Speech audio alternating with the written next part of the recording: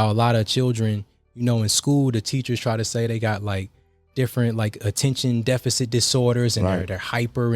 But the thing is, it's not an attention deficit disorder. It's a nutrition deficit disorder. Indeed. Because they get up early and the first thing they do, they say breakfast is the most important meal of the day, and they break their fast with like a sugary cereal or like, some pancakes with a bunch of high fructose corn syrup or something on it. And then you expect these children to go sit in class and sit still and pay attention. And it's not the fact that they have some mental disorder. It's the fact that the foods that they're ingesting first thing in the morning is not giving them the proper things they need to sit in class and focus. And also they're children. Like you can't expect them to sit still for long anyway. Right. So yeah, it definitely starts with what you putting inside yourself. I didn't even think about that. That you giving them some type of sugary cereal but telling them to look, when you get to class, sit down and pay attention. The Highest Point Podcast. More than the pod, it's a lifestyle. Yo, welcome to the Highest Point Podcast. This is a podcast for everyone, no matter where you're from, no matter what you've been through. You deserve the best and willing to put in the work for progress to reach the highest point. Now, speaking about reaching the highest point, ladies and gentlemen, we have a very special guest in the building. I'm talking about a chef. And no, I'm not talking about a normal type of chef, people. He's a plant-based chef. He's an alchemical plant-based chef. And what that means is his menu consists of foods that are 100% animal-free, 100% soy-free, 100% dairy-free, and somehow this stuff still tastes like it's from the heavens. You understand what I'm talking about? I'm talking about a man who's devoted his time, his energy to supporting the community and nourishing our souls through food and music. If you don't know who I'm talking about the owner of Eats and Beats. Chef Alexander is in the building. What's happening with your brother? Man, gratitude. What a wonderful intro, man. Thank you. It's a pleasure to be here. I'm happy to be here, and I'm ready to get into some dialogue, man. Yeah, man, got to. I appreciate you joining us. I've been watching your movement, and I love what you got going on, And but so often people see the end result of things and have no idea, about the work put in, the sacrifices to get to where you are. Right. So, I see you moving around with your, food trailer, helping people eat right. But can we start from the beginning first? Can you tell me a little bit like where you're from and what was your family dynamics growing up? Okay, yeah. So I'm from High Point, North Carolina, born and raised, furniture capital of the world. I grew up in a single parent household. My mother, she is the one that really inspired me on my culinary journey.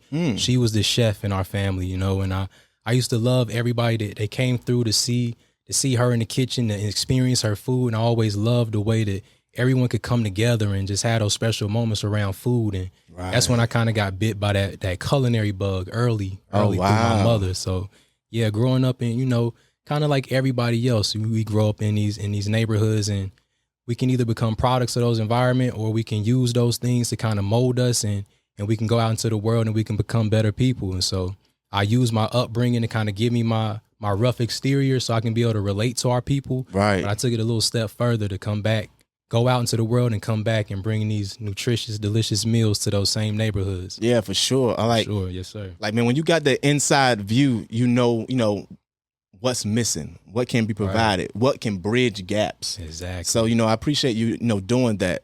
Where did you go to your school? Where were you going to culinary school at? Okay, so I went to culinary school in Charlotte at the Art Institute of Charlotte.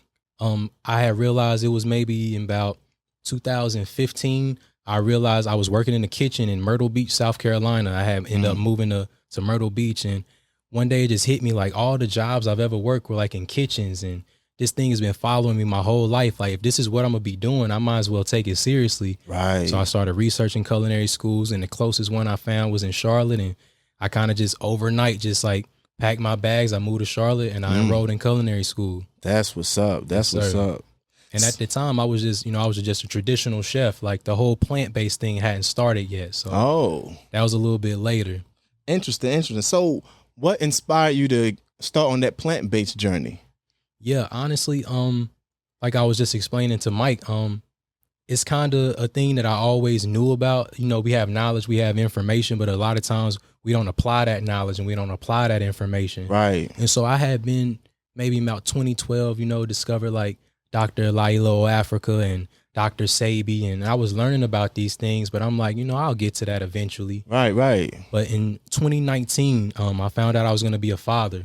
And that's what changed it for me. Once I found out I was going to be a father, I knew that I had to make some changes. I knew that I wanted to raise my children a little bit differently than I was raised. Right. And so that's what really made me like really dig deeper into that information and start applying it so I could, bring it forth and materialize it so that I can raise my children a little bit better than I was. Absolutely. Yes, sir. Hey, man, children will put a battery in your back for sure. It'll activate things in you never knew were there. So Yeah, facts. So, you transitioned to that, plant-based diet, and I know you got the inspiration from your little one as well. Mm-hmm. Now, a lot of people kind of standoffish from that plant-based diet. Like, to keep it real, I haven't transitioned to it because I was like, I'm kind of intimidated by, like, I don't know what this is going to taste like. Right. I don't know if it's going to be good. I don't know how to dive in those type of ingredients to formulate a good meal. Right. So, what would you say to those people? I know exactly what you mean because I was the same way. And honestly, when I first started, it was a lot of me just, like I said, following the teachings of Dr. Sabi, Dr. Africa.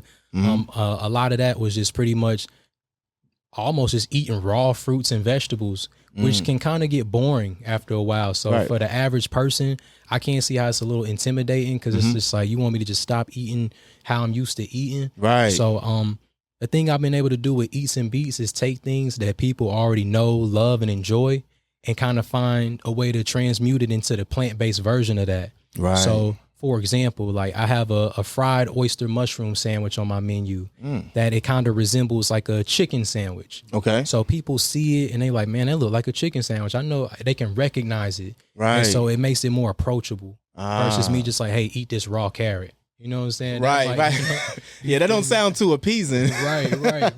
Or I even have like one of the things I used to enjoy a lot when I was a carnivore, which I like to call it. I used to go to Waffle House all the time and get that patty melt. And it's so good, that midnight diner type vibe, after a long night. And so I found a way to kind of transmute that as well. And I make like a lentil patty melt where I take lentil beans, I boil them till they get a little soft.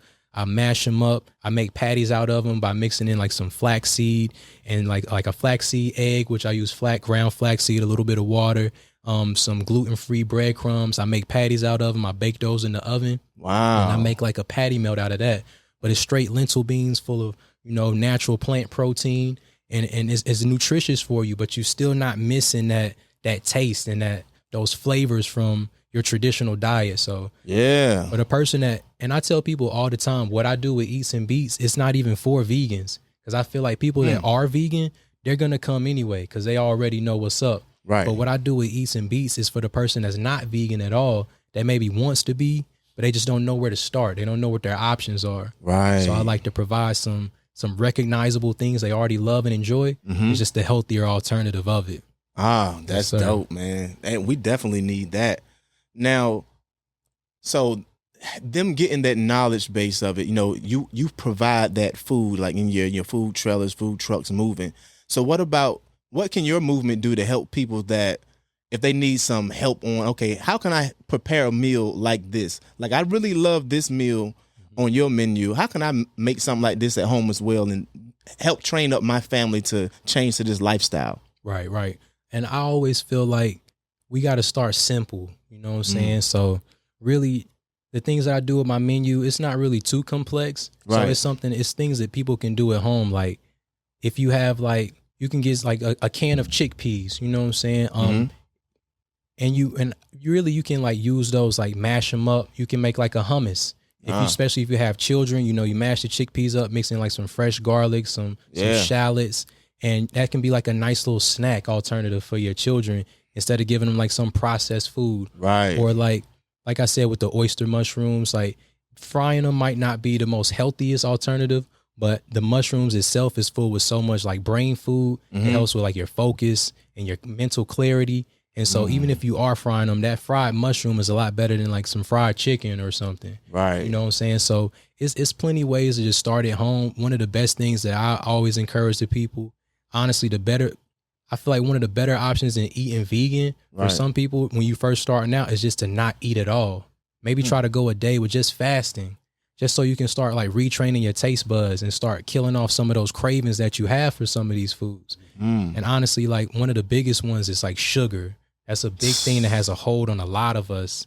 You got a hold of me. You know, and me as well, you know, and I'm not perfect. So whenever I do get those sweet cravings, like I'll try to eat like a handful of dates or something. Like they are naturally sweet. Or like eat like your favorite fruit, like a pineapple. You know, it's really sweet. Right. And it can kill some of those sweet cravings and stuff that we have. So I say before you even get in the kitchen and try to like cook up something, just try not eating. And then when you do eat, just enjoy, like learn to enjoy these things in their simplest form. Absolutely. Just eat of the fruits and vegetables in their raw form. And then you can maybe graduate to like finding different ways to play around with them in the kitchen. Right. Okay. Now you said something about like brain foods and things like that. Yes, sir. So if people is not, they're not 100% like plant-based yet, what would you say maybe top 3 foods they should try to include in their diet consistently and why? Definitely some leafy greens like spinach, kale, honestly anything green. The more things green you can put into your body, the better you'll be. Green plants and humans are a lot alike in a lot of ways, where we especially, you know, the things that we get from the sunlight, we need that sun, we charge in that sun, and so do plants. And so anything green you can get, those leafy greens, that'll help people that like suffer from like constipation and things like that. It'll get your bowels moving. So definitely spinach, kale, Swiss chard, different leafy greens like Swiss that. chard, what is that? Yeah.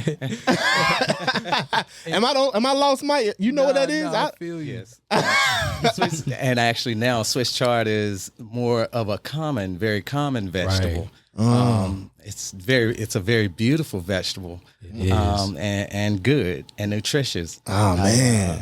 I would encourage people also, most people are mineral deficient. Those greens will get the minerals in you. Root vegetables. Definitely. Root vegetables are high in minerals and phosphates because they draw it from the earth more so and embody it than root to plant. You know? Of course, there are some plants that have high constituencies of all of those properties, but and berries. Definitely. Simple berries. Definitely. You know what I mean? Raspberries, blueberries, goji berries, all of the, you know. Yeah. Very, very, very beneficial for the body. The antioxidants, you know, does a world for your system. You know, you hear it all the time about antioxidants. But when you really dive into it and see, you know, the great help that it gives you, especially when you're on a journey to health. You need those high antioxidants. Absolutely. It makes this machine operate at the highest point that it can, which in turn brings about your health a little faster, a little easier. Dope. Yeah. Hey, now, all that's very, very interesting. I want to shift gears a little bit. I worked in the healthcare industry for many years, right? And a lot of things that I've noticed in the healthcare industry are social determinants of health. And to give a breakdown of what that is social determinants of health is things that prevent people from getting health care. Like I'm from a very rural area of in North Carolina, Bertie County. So in that area, it probably takes 30 to 45 minutes to get to a really good hospital. So, and also where I'm from is not a lot of money. So a lot of people don't have transportation to even get to a place like that to have that quality healthcare at a hospital. So they may just go without. And I think that's the same when it comes to foods. I think it's social determinants of health as well when it comes to food, because a lot of these places, like in High Point, they don't have access to those foods that you're bringing up. Right. So they have those determinants, right? So what could your particular, with Eats and Beats and the movement that you're doing with Grodega and things like that, how could that be beneficial to people in those type of areas? Yes, that's exactly what the mission is. Like I said earlier off camera, I'm a part of an organization, a nonprofit back in High Point called Growing High Point, which is really an agricultural-based organization. It's been established maybe about 3-4 years now. And I honestly just got on board last year. I saw about what they were doing. They set up at a farmer's market every Saturday at our library parking lot. And me just being a chef, just went to go source some ingredients, and I found out more about the organization, and I couldn't believe more people in my city didn't know about it. Wow. So I got on board to find out how I could help out. Found out they were starting like an agricultural apprenticeship program. So I joined that last year, learning how to grow food, which last year was my first Shouts year out to doing Andre that. Davis. Right. Okay, so you know Dre. Oh, my wow, brother. We grew that's up together. beautiful, man. Yeah, that's my It's brother. all We full graduated circle. together, same high school. Yeah. All full circle. Yeah. We were just Salute. talking about already being family and not even knowing it. Yeah. That's beautiful. Indeed, yeah. So yeah, Andre, I've worked with Andre very closely over the past year. Him, Amazing shout farmer. out to Jose Abreu. Yeah. Yeah. So these guys, they taught me everything I know about agriculture, and I was able to take the things that I've been learning with growing food to apply it to my culinary endeavors. Indeed. To make it full circle. And so learning how to grow food was amazing. But then it's like I noticed that the people that come to the farmers market aren't really always people that look like us. And so it's a lot of people from other communities that are privy to this information. Right. But then our people, they just go into the stores that they're like the Dollar Generals or the little corner stores where they can just get some food in a can real quick. Right. There's not really access to fresh ingredients. Right. And so that's where the Grodega comes in, which is Growing High Point's mobile market. So the things we grow in the different farms we have around the community, we actually put on the Grodega, and we travel to these different neighborhoods, the quote unquote food deserts. And we were able to provide them with the fresh fruit and vegetables and produce that they need. Right. And they can also use their EBT and WIC and stuff like that to purchase these things. Indeed. So there's Dang. no excuse not to be able to have some fresh stuff in the home. And along with bringing these things to you, the greatest part of it is the education. Right. They bring the actual education to you. Really? A lot of times, people don't access things because they don't know about these things. Right. A lot of people don't want these things until they're offered these things. Right. So once they're offered, like Growing High Point, they offer you a chance to purchase these vegetables, and they offer you an entryway into taking a journey Right. to better health, Right. which is absolutely needed. The education of how Yes. to, how to do, and making it accessible to people. Right. Definitely. Great organization. I believe Beautiful. in everything they do, and every Yeah. move they make is for the greater good. Salute. And it's a very, very wonderful. I encourage everybody to look them up, Growing High Point, and get into everything that they're doing. Support this effort. Absolutely. They're doing a great job. Absolutely. Growing High Point, ladies and gentlemen, Growing High Point, Grodega, Eats and Beats, like all of these movements is really supporting the community, like, and it's helping you from the inside out, because that's really where it starts, on that inside. Yes. You know what I mean? And then it goes outward. And also, like, I feel like food is feeds the soul, so that impacts the way you feel and also how you interact with others. You know what I mean? It does. It can trickle to so many different things in our communities, and like with Growing High Point, it's a really great initiative. But also, we've seen a lot of rough things from High Point as well. You know what I'm saying? Like, so maybe if we can start from the internal, Yes. getting these kids introduced to these type of things as well, we can limit some of those other outbursts. You know what I mean? Exactly. If that makes Definitely. sense. There was a starting does. point where things went that direction. Right. This is the starting point where it goes in the other direction. Right.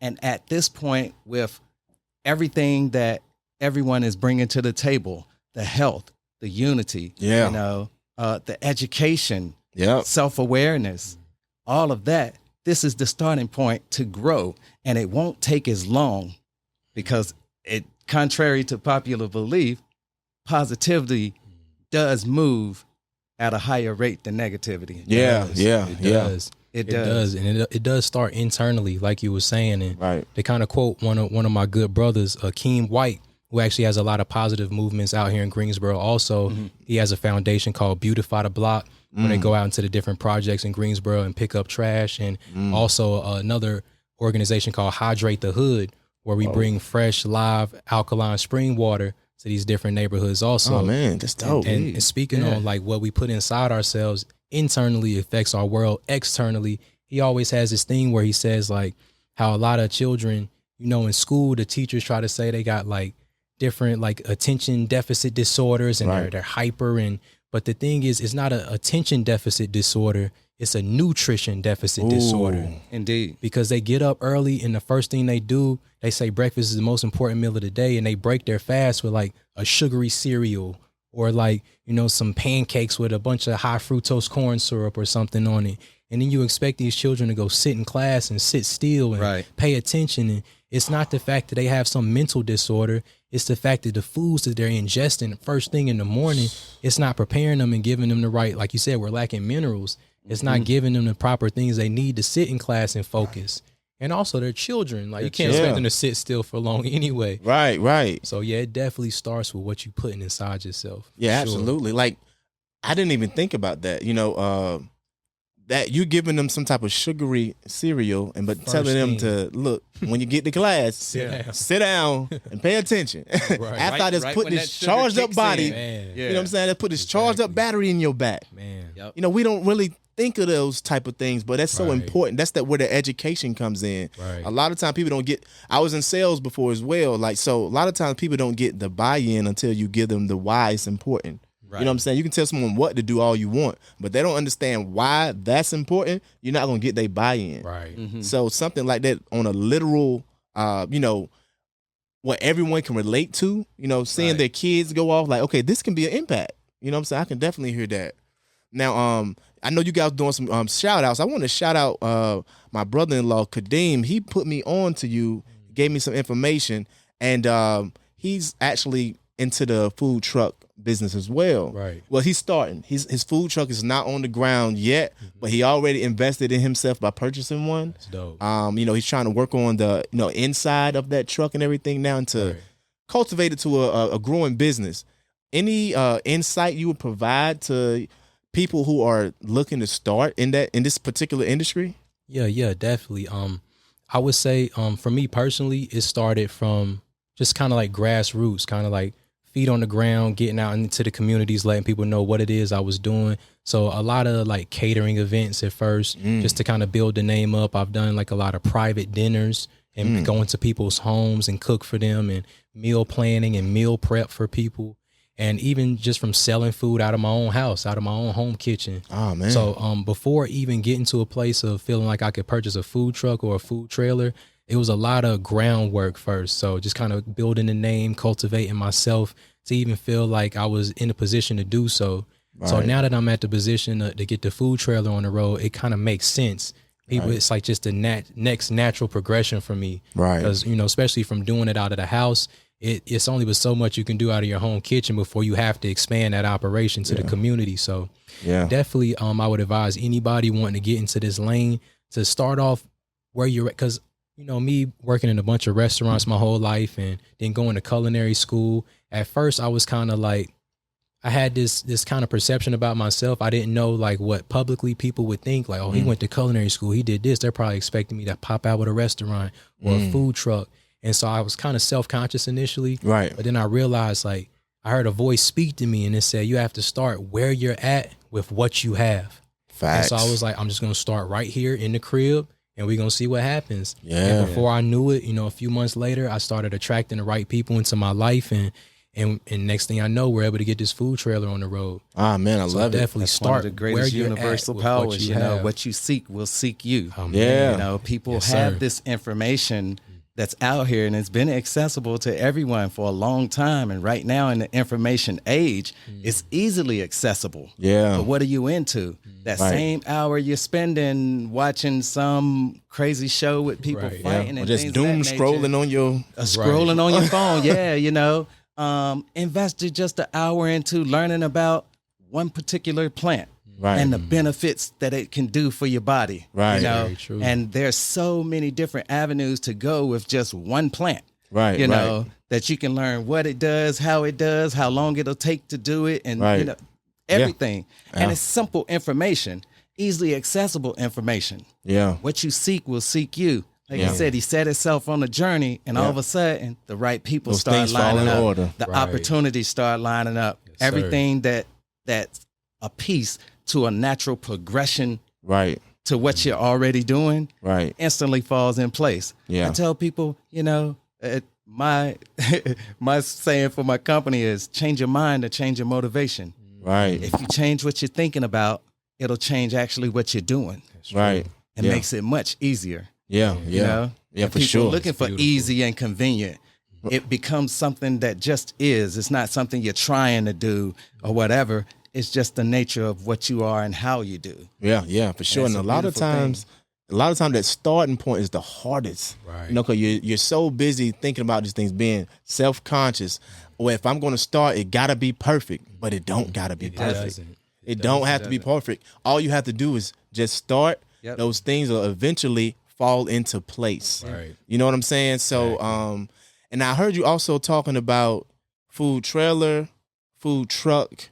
Can you tell us, like, okay, what's the differences, like, when it comes to a business standpoint? Why did you choose a food trailer over a food truck? Subscribe now for part 2. The Highest Point Podcast. More than a pod, it's a lifestyle.